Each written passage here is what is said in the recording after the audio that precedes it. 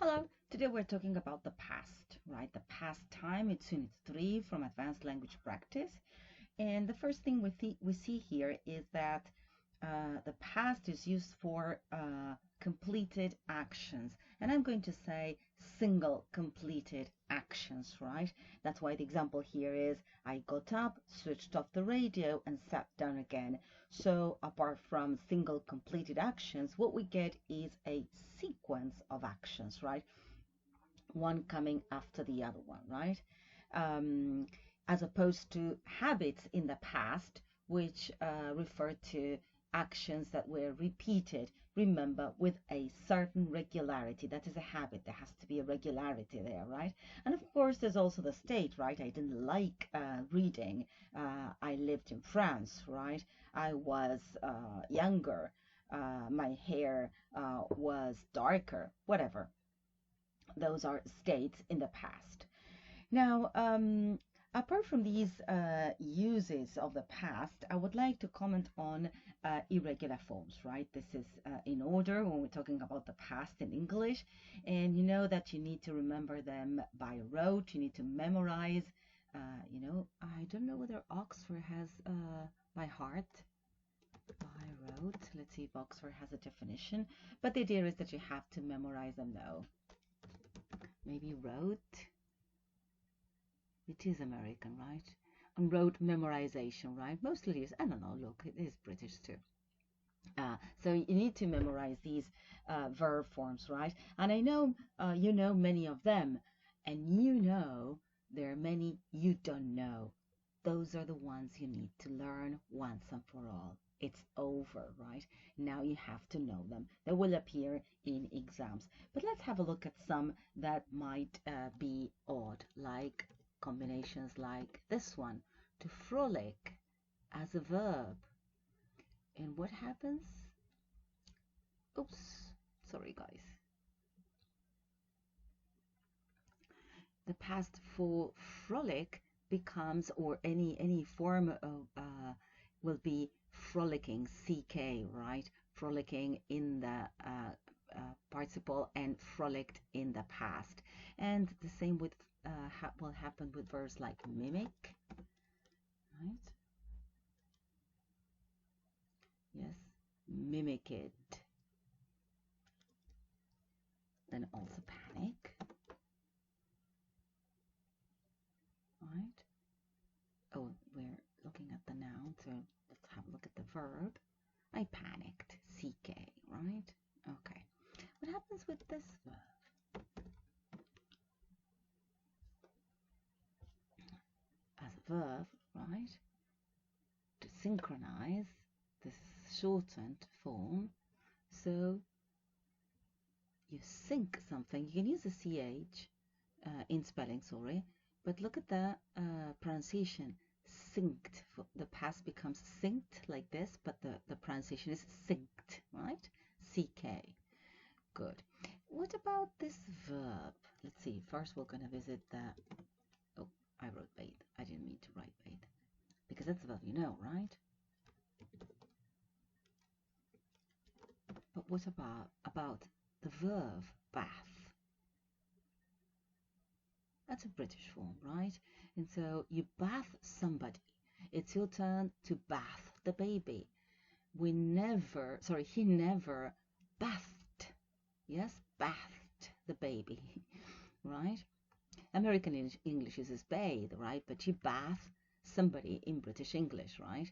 Well, you can have a look at this usage box later, right? Okay, so that's another verb. What about this verb, to plead, right? To plead. What happens? Actually, it has different forms, right? You know, you plead with somebody and you plead guilty, right? You know those expressions. But what about the past?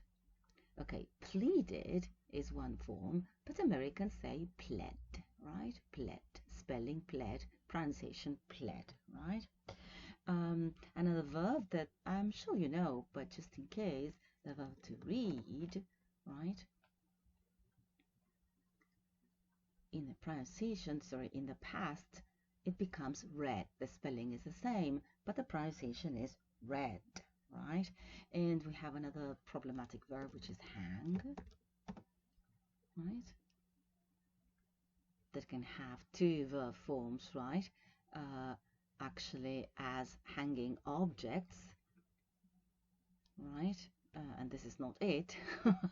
If you hang a person, right? Sorry, if you have an object, right, it becomes a regular verb. They hanged, I don't know, you hanged a pain, right? A painting, sorry. You hanged a person with ed, right? I'm wondering where they have this, right? Let me just see. Okay. Here they explain sense for, right, for hanged, which is when you hang a person, sense for, right? You hang somebody or yourself when you kill them, right? So the past will be hanged. Otherwise, the past will be hung. Children hung over the gate, right? The dog's tongue was, well, this is in the present, hanging out, right? Her hair hung down to her waist, right? This is the irregular form, right? When it means sort of being loosely downwards, right? Well, to be attached, right? And there's another verb that we can for which we can check the pronunciation, which is the verb to eat, right? Eat has two past pronunciations, right? You can say ate, right, or ate. Ate is more frequent in British English, but as you can see, both are acceptable in British English, ate and ate. Now, ate is the one that we use in American English always, right? Okay, another type of verb that I think is very interesting to see is any verb that has this combination with cast, right? Like broadcast, forecast, typecast. You may typecast an actor, right? You can look them up later. But I want to ask you, is this verb regular or irregular? Let's see.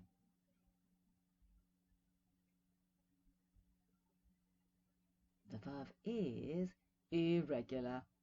Broadcast, broadcast, broadcast, right? The form broadcasted is actually something that speakers use because they think it is a regular verb, right? But initially it is irregular, right? And of course, other forms, right, that we use in the past that are not that popular, right? And somewhat very informal, like chat, snuck, and thunk, right? The supposedly irregular forms of the verb to shit, to sneak, and to think, right?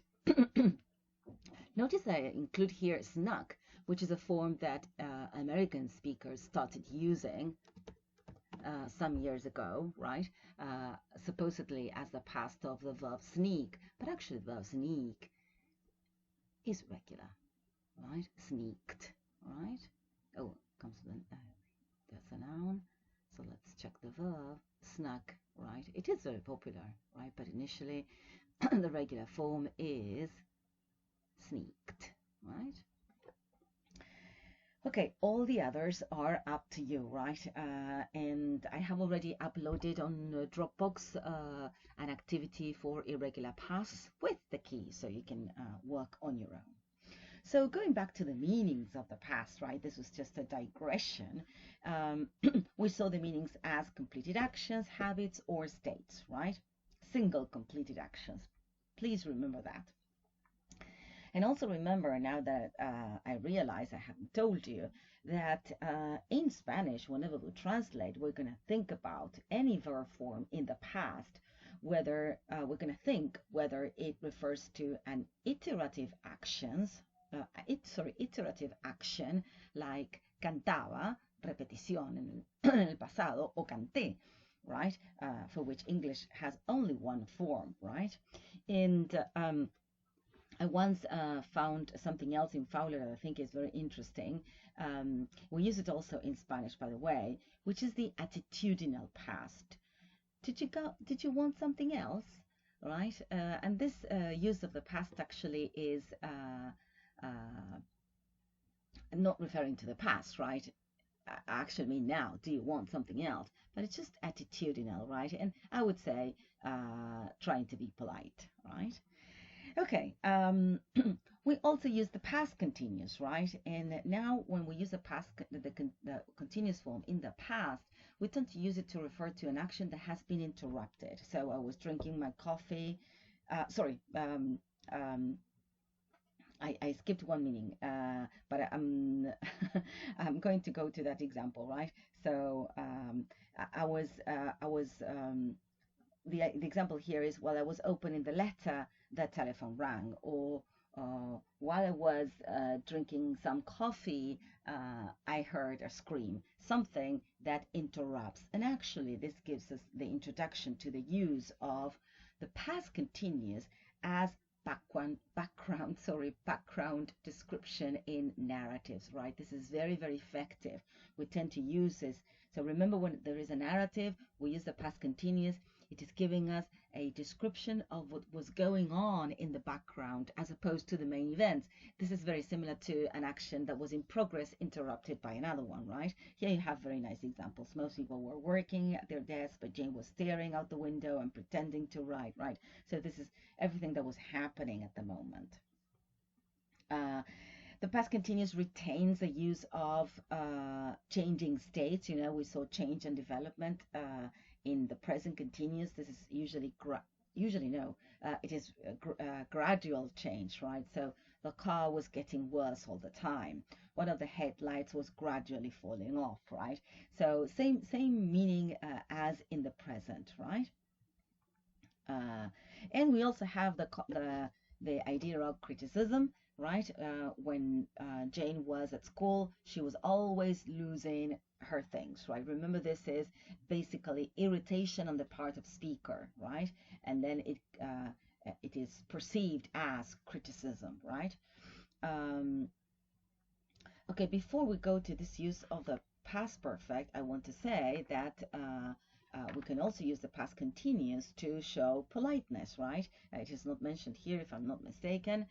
Were you looking for something, right? Okay, before we move on to the past perfect, there's one thing we need to pay attention to, especially before we go to the unit about the perfect forms, right? And that is that there are certain words that colligate. Remember this term colligate. It's not going to be defined here, so but anyway, I'm going to spell it out. Colligate. With the past, right? Like yesterday, last week, in 1999, the day before, the word before, actually, right? And that's a word that makes me think about how we use the before with the past, right? And this brings me to connect this with the past perfect, which is always associated with an earlier past, right? An event that happened before another past. As in, by the time I got to the station, the train had left, right? Before she had had a minute to tell me something, I don't know, somebody called me on the phone, right? So before is very useful with the past perfect in that respect, right? We're going to see some more examples right now. But remember that there is an idiomatic use with before, as in this case. It was an hour before they arrived. So this is an idiomatic use, and in this case we use before with past forms. And what we mean is basically that it took them an hour to arrive, or that they arrived 1 hour later, right? But this is idiomatic. It was an hour before they arrived, right? This is a combination, an unusual combination of words. Now, let's think about the past perfect. And we said we can also have the past perfect continuous, right? Which gives us a description of something that was going on in the past. I had been living in a bed sitter, as it says here, up to then. So something that was in progress in the past. But also we use it to provide an explanation, like she was very, very thin. She had been living on a very small amount of food. So remember that we're going to use the perfect forms, both the present and the past, to give explanations, right? Now, other uses of the past perfect come with many conjunctions, right? Like after, as soon as, when, once, right? And they show the two actions as separate, right? After he had given the police his name, he was allowed to go, right? So we can see the connection between the two clauses, right? We also use the past perfect with verbs like realize, know, think. I knew, realized, thought that he had acted incorrectly, right? And also remember that we use this phrase, it was the first time she had seen, something like that. With it was the first time, it was the second time, right? We will repeat this when we go to the present perfect, right? So this is the first time, this is the second time. With the past perfect, the same thing happens. So when we start the sentence like this, it's going to be, we're going to use the past perfect, right? So it was the first time, the second time, the third time she had seen, right? This is the most appropriate use of the past perfect. We're going to use the past perfect also, as it says here, in indirect speech, right? She told me she had forgotten the key. But we also use the past perfect for unrealized hopes, like this. It's not here, right? This is not here in the notes. Unrealized hopes and dreams. So you say, I had hoped you would tell me. I had intended to make a cake, right? I had planned to tell you the truth, right? So I planned for this, but it didn't happen, right? We also use the past perfect with verbs like be, have, or know. She told me she had been ill. She told me she had known this all along, but you could say this also, that these are reported sentences, right? Okay, and I got this example. Frankly, I don't remember from which book, so I cannot give you the reference. I apologize. But let's try and compare these two sentences. When I had opened the windows, I sat down and had a cup of tea. When I had opened the windows. So I see these as separate actions, opening the windows and sitting down to a cup of tea. But when I opened the windows, the cat jumped out. So it seems that one is the cause for the other, right? So sometimes we use the past perfect for to give I would say an intended effect, right? And there's this beautiful example that I want to write down. And once again, I don't know where I got this from. Maybe from a grammar book, Quirk's grammar book, a university grammar of English. I don't know. But the sentence goes like this. He continued across the grass until he had reached the summer. Well, I don't want to miss the rest. So he continued across the grass until he had reached the summer house. Notice until he had reached, and I would say that it is until that causes the use of the past perfect, but there isn't an earlier past. That was what I wanted to show, right? So be careful with uses of the past perfect. Initially, most of the times, it's to refer to an earlier action. And whenever we do, I will ask you to use it. So whenever you're writing, if you're talking about an action that came before another one, then please use the past, even if it is not compulsory, even if we can tell. I want you to practice the use of the past perfect, all right? Okay, so that's it about these past forms, and now we're going to focus on used to and would, right? So I would like to, before we get into that, I would like to make a couple comments on pronunciation. The verb is use, right? Use. The noun is use, right? And we have also usage or usage, right? You can use the two forms, right? But what about usable, right? Z. And what about useful? With an S, useful, right? And what about the person? User. Sorry. Very complicated, right? Now, used to, actually, right? We're going to pronounce it with an S, right? Used to, right? I have many examples here. Used to, you see it in London, and we have a grammar box, right? You can check it out later. For modal verbs, and whether you're going to choose used to or be used to, which are two different things. Today we're looking at only used to, right? And we're going to compare it to the use of would, right? Now, it says here that used to often contrasts with the present. I wanted to delete often, right? Because it is always, there's always a contrast between the past and the present, right? And what is correct is that this may be stated or not. When I say I used to go swimming a lot, it is understood that I am actually omitting the rest, right? But I don't know. So it's a kind of case of ellipsis. Though you could say whether this is inference or not. To me, it is important that you understand that whenever I say used to, it means I don't do this anymore, right? This is part of the meaning of used to. So in some cases, we can talk, depending on whether we have been talking about this in class, this is what I call presupposition, right?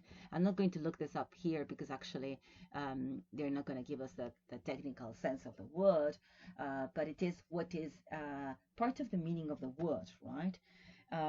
Now, what is interesting about used to, apart from the fact that it refers to a habit that is no longer true in the present, is that there are many forms to use it in the negative. One of the forms is I didn't used to, right? Notice that here it says that you might say I didn't used to, which is clearly a mistake, right? But of course, this happens in speech.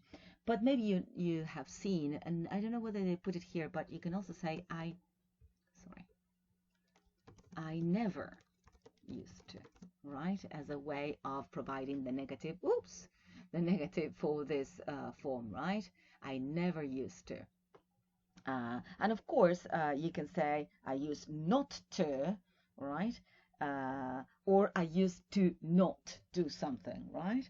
And there's informally people also say I always used to be afraid of dogs, or I used always to be afraid of dogs. So you can use always before and after use, and you can use not before and after to, right? That's interesting, isn't it? Because you have variations. Now, what I want to say is that the form used to is very factual. What do I mean by that? Factual. That it refers to something that was true, right? Is or not true. As opposed to the choice of would, right? Which is going to be very different and very similar at the same time, right? Would refers to something that was frequent in the past. So in terms of habits, it is the same as used to, right? But there's a difference because would is not factual. It is actually the opposite, right? It is used, as it says here, to reminisce.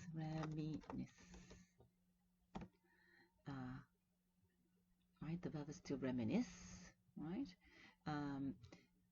You need to remember the past fondly, right? So as it says here, every week he would buy his mother a bunch of flowers, right? So these are actions.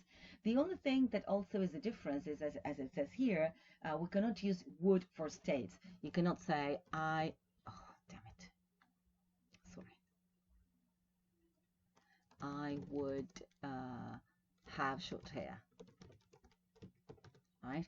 You can only, this is wrong. Remember that we use, oh, I can't find the asterisk in this computer.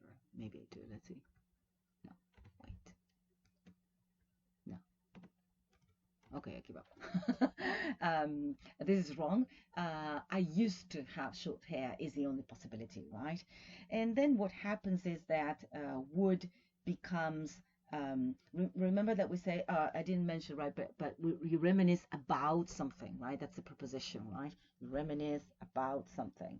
Um, so I was trying to say that when you use would, it is not factual like used to, but rather, in my view, ritualistic, right? So it's part of a sort of ritual, not a ritual from a cult, right?